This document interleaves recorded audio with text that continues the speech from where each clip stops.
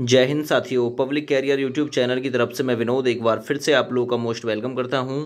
मूल विधि, भारतीय संविधान, पुलिस प्रशासन व्यवस्था, मानसिक बौद्धिक क्षमता, मानसिक बौद्धिक अभिरुचि, इससे रिलेटेड पार्ट नंबर 19 आप लोगों के सामने है, जिसमें हम कुल मिला के 15 प्लस क्वेश्चन कवर करेंगे।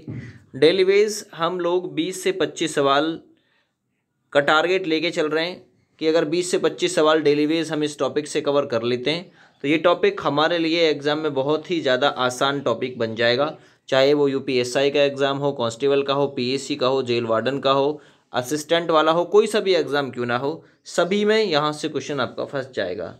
तो भाग 18 ऑलरेडी हो चुके हैं कंप्लीट, आज भाग 19 है। स्टार्ट करते हैं वीडियो को। यूट्यूब चैनल को सब्सक्राइब कर लीजिएगा और इससे पिछले पार्ट आपने नहीं देखे तो वो भी ज़रूर देखिएगा। सबसे पहला सवाल है, गरीबी रेखा से जो नीचे लोग आते हैं उनके अनुपात को किसके द्वारा अनुमानित किया जाता है? लोगों की संख्या के अनुपात के द्वारा, गरीबी सूचकांक द्वारा, विश्व मोहन सूचक द्वारा, या फिर गरीबी रेखा से नीचे? तो जो गरीबी रेखा से नीचे के लोग आते हैं उनका जो अनुपात अनुमानित किया जाता है कि भाई इतना अनुपात होगा गरीबी रेखा से नीचे के लोगों का, तो ये लोगों की संख्या के अनुपात के आधार पर तय किया जाता है, अनुमानित किया जाता है। तो इस प्रकार से ए विकल्प बिल्कुल आप लोग का राइट होगा। यह अनुपात ग्रामीण तथा शहरी क्षेत्रों के लिए अलग अलग तरीके से दर्शाया जाता है।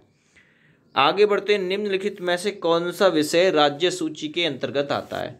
3 सूचियाँ, केंद्र सूची केंद्र सरकार कानून बनाती है, राज्य सूची जिस पे राज्य सरकार कानून बनाती है, और समवर्ती सूची जिस पे ऑस्ट्रेलिया से ली गई है समवर्ती सूची केंद्र और राज्य सरकार दोनों मिलकर कानून बनाती है। तो आप लोगों के समक्ष क्वेश्चन है, इसका आंसर आप लोगों को करना है कि निम्नलिखित में से कौन सा विषय राज्य सूची के अंतर्गत आता है? बाजार और मेले, राज्य की सुरक्षा संबंधी कारणों से निवारण, नजरबंदी, वन्य पशु एवं पक्षी संरक्षण, विवाह और तलाक। जरा बताएंगे कौन सा है? तो देखिए भैया, सही आंसर जाएगा इसका बाजार और मेले, ये राज्य सूची का विषय है, याद रखना। दूसरा, मैं आप लोगों को इसके बारे में तो थोड़ी जानकारी और देता हूँ। भारत के संविधान में वर्तमान में 12 अनुसूची हैं, उसमें से 7वीं अनुसूची के अंतर्गत केंद्र व राज्यों के बीच शक्ति का बंटवारा दिया हुआ है, और इसमें 7वीं अनुसूची में 3 सूचियों को रखा गया है। कौन कौन सी? एक है संघ सूची। संघ सूची, संघ मतलब केंद्र सूची जिसे बोल सकते हैं। इसमें कुल मिला के पहले जो थे वो 97 विषय थे, और अब संघ सूची में 100 विषय शामिल हैं। दूसरी जो सूची थी वो थी राज्य सूची। राज्य सूची, इस राज्य सूची में कुल मिला के पहले 66 विषय थे, वर्तमान में इसमें 61 विषय हैं। 5 विषय समवर्ती सूची में डाल दिए गए हैं। और तीसरी सूची थी समवर्ती सूची। समवर्ती सूची वो सूची है जिसपे केंद्र और राज्य दोनों मिलकर कानून बनाते हैं। इसमें मैं बात करता हूँ, कुल पहले विषय थे इसमें 47, और वर्तमान में समवर्ती सूची में 52 विषय हैं, क्योंकि राज्य सूची के 5 विषय समवर्ती सूची में डाल दिए गए। तो पुलिस हुआ, लोक स्वास्थ्य हुआ, स्वच्छता हुआ, प्रति व्यक्ति कर, गैस, कृषि, कारागार, बाजार मेले, पंचायती राज, भूमि सुधार आदि जो हैं ये राज्य सूची के विषय के अंतर्गत आते हैं। तो इसलिए इस सवाल का बाजार और मेले आंसर बिल्कुल राइट था। आगे बढ़ता हूँ, किन्हें जनहित याचिकाओं की जननी कहा जाता है? जननी का मतलब माँ, है ना? जिन्होंने अदालतों में 100 से भी अधिक जनहित याचिकाएं दायर की हैं, जिनमें प्रमुख प्रख्यात भागलपुर अंग फोड़वा कांड तथा विचाराधीन कैदी मामला शामिल है। तो किन्हें जनहित याचिकाओं की जननी कहा जाता है? इंदिरा जयसिंह को, लिली थॉमस को, हुसनारा खातून को, पुष्पा, कपिला, हिंगो रानी को। तो याद रखना, जनहित याचिकाओं की जननी, आपको पता है जनहित का मतलब होता है कि जनता के हित के लिए कोई भी रिट यानी PIL दाखिल कर सकता है। PIL, ठीक ना, पब्लिक इंटरेस्ट लिटिगेशन, ये जनहित होता है, जनहित याचिका। और पुलिस के द्वारा जनहित क्या है? पुलिस के द्वारा सर्वजन हिताय सर्वजन सुखाय जनहित है। पुलिस के द्वारा लोकहित में कारित कार्य किया गया कार्य जनहित की कैटेगरी में जाता है। तो जनहित याचिकाओं की जो जननी कहा जाता है वो कहा जाता है पुष्पा, कपिला, हिंगो रानी को। याद रखना, ये चीज़ पूछ सकता है आप लोगों से, ठीक है ना। देखिए मैं आप लोगों को इनके बारे में बताता हूँ। बात है वर्ष 1961 की। 1961 की सुप्रीम कोर्ट में प्रैक्टिस करने वाली पहली 4 महिलाओं में से एक थी ये। विचाराधीन कैदियों की रिहाई के लिए वर्ष 1979 में इन्होंने कोर्ट में जनहित याचिका दायर की। फलस्वरूप 40,000 विचाराधीन कैदियों को कोर्ट ने रिहा कर दिया। भागलपुर अंक फोड़वा कांड, देववासी प्रथा, फैमिली कोड की स्थापना आदि पर दायर जनहित याचिकाओं का संबंध पुष्पा कांपिला हिंगू रानी से ही संबंध रखता है। तो इस सवाल का राइट आंसर था आपका, वो था डी ऑप्शन। बात करते हैं जनहित की शुरुआत कहाँ से हुई। जनहित की अवधारणा जो ली गई वो अमेरिका से ली गई, और अमेरिका में 1960 के दशक में जनहित की शुरुआत हुई थी, और भारत में जनहित की शुरुआत 1980 में हुई थी। ये क्वेश्चन भी आ सकते हैं। आगे बढ़ते हैं। राज्य के नीति निर्देशक सिद्धांत संविधान के भाग 4 में दिए गए हैं। नीति निर्देशक सिद्धांत, लेकिन आर्टिकल कहाँ से कहाँ तक संबंध रखता है भाग 4 में। भारत के संविधान में 25 भाग वर्तमान में है, लेकिन जब भारत का संविधान लागू किया उस समय 22 भाग थे, वर्तमान में 25 भाग हैं। तो बात करते हैं आर्टिकल 36 से 51 की, जिसमें राज्य के नीति निर्देशक सिद्धांतों का उल्लेख किया गया है भारत के संविधान के भाग 4 में। याद रखना, भारतीय संविधान के नीति निर्देशक तत्व कहाँ से लिए गए हैं, तो ये आयरिश संविधान से, यानी आयरलैंड के संविधान से लिए गए हैं राज्य की नीति निर्देशक सिद्धांत, ठीक है ना भैया। याद रखना, नीति निर्देशक सिद्धांत वाद्य योग्य नहीं है, ये न्यायालय द्वारा परिवर्तनीय नहीं कराए जा सकते। तो आपसे पूछ सकता है निम्नलिखित में से कौन सा वाद योग्य नहीं है, तो नीति निर्देशक सिद्धांत हैं, क्योंकि ये न्यायालय द्वारा परिवर्तनीय यानी चेंज नहीं कराए जा सकते हैं। आगे बात करते हैं सवाल नंबर 5 की। सवाल नंबर 5, भारतीय दंड संहिता के अनुसार निम्नलिखित में से कौन सा निष्कर्ष बिल्कुल सही है। आप लोग बताइए भी कौन सा निष्कर्ष बिल्कुल राइट है इसमें से, ठीक है। पहला, 6 वर्ष के एक बच्चे ए ने बहुत सारी मार धाड़ की फिल्में देखी। एक दिन वह बच्चा बी को जोर से धक्का दे देता, जिसकी वजह से वह बच्चा बुरी तरह से घायल हो जाता। ए ने कोई अपराध नहीं किया। अब बताइए क्या ये सही है। आगे सेकंड नंबर पॉइंट, क्यू ने पी को बिना बताए एक नशीला पदार्थ खिला दिया। उस नशीले पदार्थ के प्रभाव में यह न जानते हुए कि उसके हाथों क्या हो रहा है, पी ने आर की हत्या कर दी। पी ने कोई अपराध नहीं किया। तो देखिए दोनों ही बातें ठीक हैं, दोनों ही बात ठीक हैं, क्योंकि दोनों ही यहाँ पर क्राइम नहीं किए हुए, क्योंकि वो 6 वर्ष का बच्चा, उसे क्या पता, ठीक है ना, क्या पता उसे धक्का देने से किसी की मृत्यु हो जाएगी। अच्छा, नशीले पदार्थ की उसको पता ही नहीं है ना, उसे पता ही नहीं है नशीले पदार्थ से होगा क्या। तो यहाँ आपका ए व बी दोनों ही बिल्कुल इसमें से राइट होंगे, ठीक है भैया। चलिए ध्यान रखना है चीज़।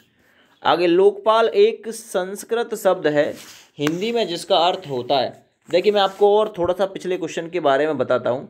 भारतीय दंड संहिता की धारा 82 क्या कहती है।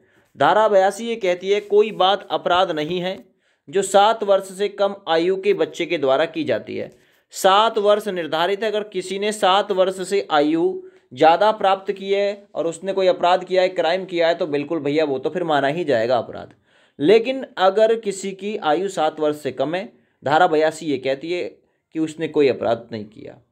धारा 84 के अनुसार कोई अपराध नहीं है, ऐसे व्यक्ति द्वारा की जाती है जो उसे करते समय चित्त विकृति के कारण उस कार्य की प्रकृति या यह जो उसने किया है या वो कर रहा है दोषपूर्ण है या विधि के प्रतिकूल, जानने में असमर्थ है। अतः दोनों ही निष्कर्ष बिल्कुल राइट हो जाएंगे। आगे बढ़ते हैं। लोकपाल एक संस्कृत शब्द है हिंदी में जिसका अर्थ होता है, इंपॉर्टेंट क्वेश्चन है, लोकपाल एक संस्कृत का शब्द है, हिंदी में लोकपाल का अर्थ क्या होता है। ये अंतर्राष्ट्रीय स्तर पर नागरिकों की शिकायतों के निवारण हेतु बनाई गई एक संस्था को ओम्बुड्समैन के नाम से भी जाना जाता है। तो याद रखना, लोगों की देखभाल करने वाला।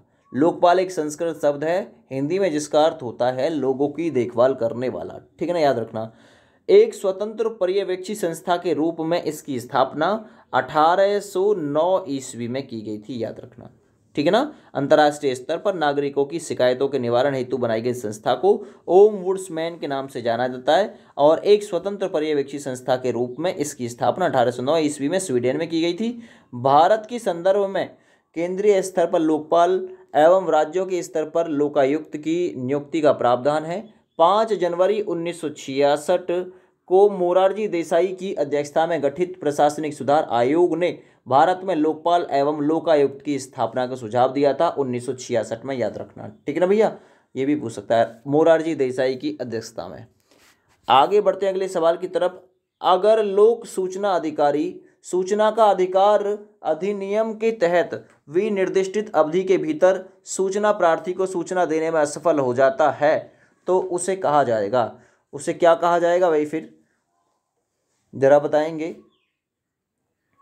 तो उसे कहा जाएगा मान्यत अस्वीकृति। ऑप्शन तीसरा बिल्कुल राइट है। ठीक है ना भैया, सूचना का अधिकार अधिनियम 2005 के तहत विनिर्दिष्टित अवधि के भीतर सूचनार्थी को सूचना देने में असफल हो तो उसे मान्यत अस्वीकृति कहा जाएगा।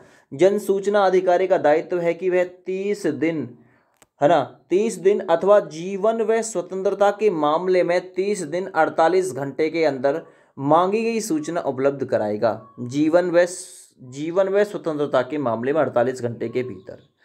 ठीक है ना, याद रखना। आगे अगला पॉइंट है खाली स्थान। सदन के अधिकार और विशेष अधिकार उसकी समिति और सदस्यों के अभिरक्षक है। कौन से सदन के, देखना। अनुच्छेद 93 में उपबंधित है कि लोक सभा अपने 2 सदस्यों को यथाशीघ्र अध्यक्ष एवं उपाध्यक्ष चुनेगी। लोकसभा में अध्यक्ष और उपाध्यक्ष पीठासीन अधिकारी। तो इसका राइट आंसर अभिरक्षक कौन है, पीठासीन अधिकारी। ठीक है ना भैया। आगे बढ़ता हूँ अगले सवाल पे। प्रथम राज्यसभा का गठन कब हुआ था? प्रथम राज्यसभा 47, 52, 1949 या 1950। देखिए मैं बात करता हूँ प्रथम राज्यसभा के गठन की, तो इसका जो गठन हुआ था 3 अप्रैल 1952 को हुआ था। तो राइट आंसर क्या, बी ऑप्शन 1952। इसकी पहली बैठक 13 मई 1952 को हुई थी। तो आपसे पूछ सकता है कि राज्यसभा की प्रथम बैठक कब हुई? 13 मई 1952 को। राज्यसभा एक स्थायी सदन है जिसके सदस्य बनने के लिए आयु 30 वर्ष चाहिए। इसके सदस्य का कार्यकाल 6 वर्ष का होता है। ये कभी विघटित नहीं होता, बल्कि इसके 1/3 सदस्य प्रत्येक 2 वर्ष के बाद में सेवानिवृत्त हो जाते हैं।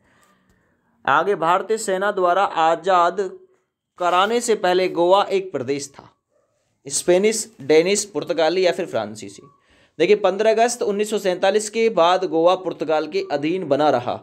भारत ने वर्ष 1961 में फौज भेजकर 1961 में गोवा को पुर्तगालियों से मुक्ति दिलाई थी, याद रखना। इसके लिए भारत द्वारा ऑपरेशन विजय चलाया गया था। तो ये भी पूछ सकता है कि ऑपरेशन विजय के तहत किसको हासिल किया गया? गोवा को 1961 में। और ये आज़ादी के बाद भी गोवा जो था वो पुर्तगाल के अधीन ही बना रहा था। 1947 में 15 अगस्त को भारत आज़ाद हो गया था, उसके बाद भी पुर्तगाल के अधीन बना रहा गोवा।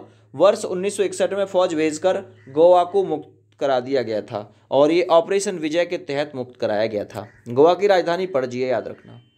आगे बात करते हैं किस न्यायिक मामले में उच्चतम न्यायालय ने माना कि, यानी सुप्रीम कोर्ट ने माना कि पहली शादी के रहते दूसरी शादी करना एक दंडनीय अपराध है, हालांकि इससे दूसरी शादी अमान्य नहीं होगी। तो ये किस वाद में कहा गया था? सारे ऑप्शंस पढ़िए। सुप्रीम कोर्ट ने अभी निर्धारित किया कि केवल हिंदू विवाह अधिनियम 1955 के तहत ही हिंदू विवाह को भंग किया जा सकता है, अर्थात इस्लाम कबूल करने के बाद दोबारा की गई शादी हिंदू विवाह कानून के अंतर्गत भंग नहीं की जा सकती, किंतु इसे भारतीय दंड संहिता की धारा 494 के तहत अपराध माना जाएगा। तो सही आंसर ये कहा गया था सरला मृदुगल बनाम भारत संघ में। ऑप्शन ए बिल्कुल राइट है। आगे बढ़ते, संविधान के किस अनुच्छेद का अर्थ यह भी है कि भारतीय नागरिक अथवा दूसरे किसी भी व्यक्ति के साथ भिन्न भिन्न परिस्थितियों में भिन्न भिन्न तरीके से बर्ताव किया जाएगा। तो किस आर्टिकल में यह कहा गया है?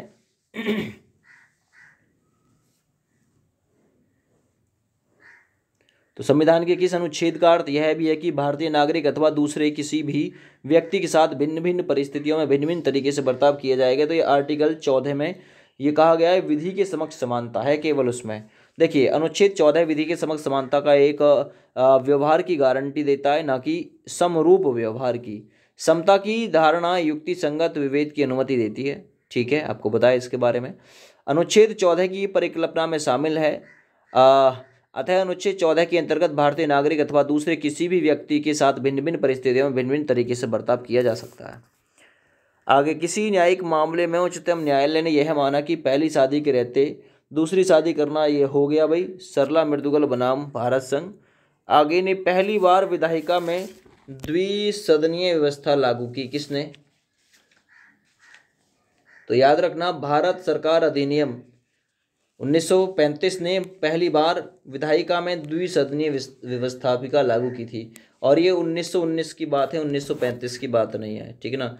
भारत सरकार अधिनियम 1919 द्वारा केंद्र में द्विसदनीय विधान पालिका की स्थापना की गई थी। ऊपरी सदन राज्य परिषद कहलाया था, जो 5 वर्ष के लिए होता था। निचला सदन केंद्रीय विधानसभा कहलाया था, यानी सेंट्रल लेजिस्लेटिव असेंबली कहलाया था, जो 3 वर्ष के लिए होता था। ठीक है, आगे बढ़ते हैं। आयकर अधिनियम में खालिस्तान एक प्रमाण पत्र। ठीक है, आयकर अधिनियम में एक प्रमाण पत्र, कैसा प्रमाण पत्र है? जो नियोक्ता अपने कर्मचारियों को देता है, यह प्रमाणित करता है कि नियोक्ता कर्मचारियों के वेतन से काटे गए कर की राशि प्रमाणित करता है। सवाल नंबर 15। तो याद रखना फॉर्म 16। ठीक है ना। फॉर्म कौन सा है? फॉर्म 16। आयकर अधिनियम में फॉर्म 16 एक प्रमाण पत्र है जो नियोक्ता कर्मचारियों को देता है। यह प्रमाणित करता है कि नियोक्ता द्वारा कर्मचारी के वेतन से काटे गए कर की राशि प्रमाणित करता है।